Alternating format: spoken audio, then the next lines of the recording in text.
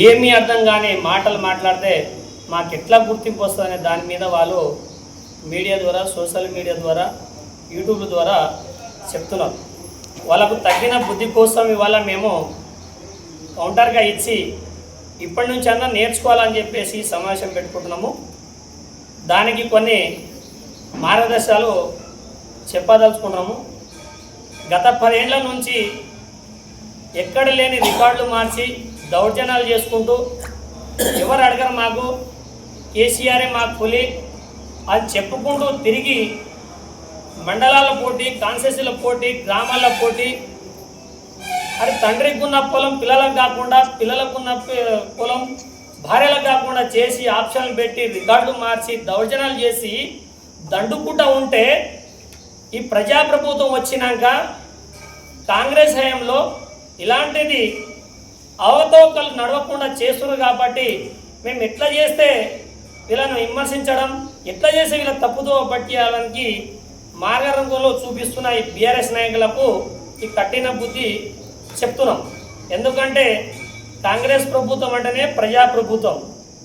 కాంగ్రెస్ వచ్చిందంటే వర్షాలు బాగా కురుస్తాయి, పంటలు బాగా పండుతాయి, రైతులు స్వేచ్ఛగా ఉంటారు. ఎందుకంటే ఎన్నెల్లేని పంటలు పండుతున్నాయి కాబట్టి అది ఎక్కువగా రావడం వల్ల కొన్ని సందర్భం వల్ల ఆగితే ఏదో దాన్ని పట్టుకొని మా ఎమ్మెల్యే గారు ఎన్నడో పురాతనలా చేసిన దేవాలయం దగ్గర కొన్ని బావులను ఉంటుంది, వెంకటికి సీర్బాయిలాగా దేవుళ్ళకి ఇచ్చిన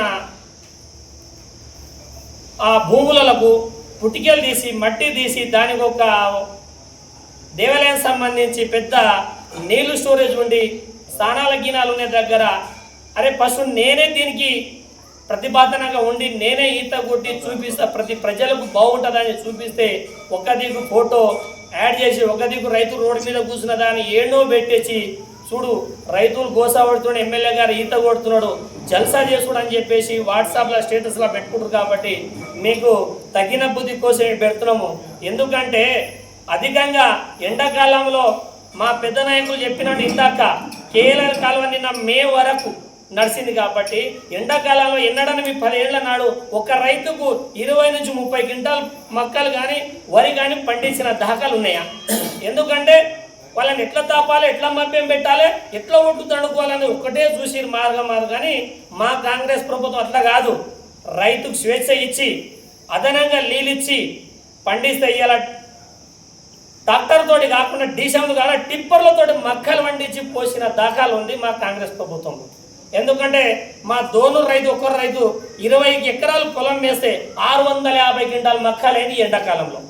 ఇది ఓరో లేక కొంటలేరు చేస్తలేరు అని చెప్పేసి మీరు విమర్శన చేయడం కరెక్ట్ కాదు. టీఆర్ఎస్ నాయకులారా, మీ ఇంట్లోకి మీకే కరెక్ట్ లేదు, మీ ఇంట్లోకే 3 పార్టీలు దిక్కైపోయినాయి. ఎట్లా చేసి మేము దీన్ని సరిదిద్దుకోవాలని చెప్పేసి గ్రామాలలో పల్లెటూరులో మీరు లేనిపోని మాటలు చెప్పుకుంటూ చేస్తున్న సమాచారాన్ని ఇది సరికాదని చెప్పేసి మీకు హెచ్చరిస్తున్నాము. మీకు బుద్ధి రావడానికి మష్కుళ్ళపల్లి, వేములో, వాడిల, మిర్జిల్ దాకా మీరు కట్టిన రైతు వేదిక ఏడన రోడ్డు మీద ఉందా? ఒక ఆఫీసర్ వచ్చి పోనీకి సవలత్ కట్టిరా, ఒక గోదాం కట్టిరు మీరు టీఆర్ఎస్ ప్రభుత్వంలో తీసుకోపోయి ఎక్కడో మానమూల అడవిలో మల్లాపూర్ సైడ్ తీసుకోపోయి పెట్టారు. ఎందుకంటే వెళ్ళి భూమి లేకుండా ల్యాండ్ లేకుండా డబుల్ బెడ్రూమ్ పెట్టిరు. ఎవరి కోసం పెట్టారు? ఇవాళ ఒక్క కుటుంబం అని దాంట్లో నివసిస్తున్నారా? దాంట్లో కోతులు, కాకులు, పందులకే పరిమితమై కొన్ని విలేజ్ల మీకు ఈ మధ్య ఎక్కడ పోయింది? అప్పుడు మా ప్రజాప్రభుత్వం వచ్చినాక పేదోళ్ళకి ఇండ్లు ఇవ్వబోయే దాంట్లో ఏడన మాకు అక్రమాలు ఉన్నాయా? ఏడన మేము లంచగొండ తీసుకొని ఇస్తున్నామా? ప్రతి కుటుంబానికి కాంగ్రెస్ కానీ, టీఆర్ఎస్ కానీ, బీఆర్ఎస్ కానీ, బీజేపీ కానీ, సిపిఐ కానీ ఈ అన్ని పార్టీలు ఉన్న మావోలే అని చెప్పేసి పేదలకు ఇండ్లు ఇస్తుంటే మీకు ఓ రోజాలేక ఎట్లయితే పడగొట్టాలి, ఎట్లయితే వీళ్ళను విమర్శించాలని చెప్పేసి దీనికి కౌంటర్ ఇస్తారు. కాబట్టి టీఆర్ఎస్ నాయకులు మీరు ఆలోచించుకోండి. ప్రతి గ్రామానికి ఇల్లు ఇస్తున్నాం, పెన్షన్ ఇస్తున్నాం, రేషన్ కార్డు ఇస్తున్నాము. ముసలోళ్ళకు కానీ మహిళలకు కానీ ఒక పద్ధతి ప్రకారం, ఒక ప్రణాళిక ప్రకారం పనిచేసుకుంటూ పోతున్నాం. కాబట్టి మీకు ఓ రోజు లేక మా శాసనసభ్యులు జడ్చల ఎమ్మెల్యే గారి మీద లేనిపోని మాటలతో చెప్తున్నారు. కాబట్టి మీకు ఈ బుద్ధి రావడానికి ఈ సమావేశం పెట్టుకున్నాము. దాంతోపాటు మీరు 10 ఏళ్ళ నుండి ఏ తాండా కానీ ఏ గ్రామ పంచాయతీ కానీ సీసీ రోడ్లు కానీ బీటీ రోడ్లు కానీ దాఖలు చేసిన దాఖలు లేవు.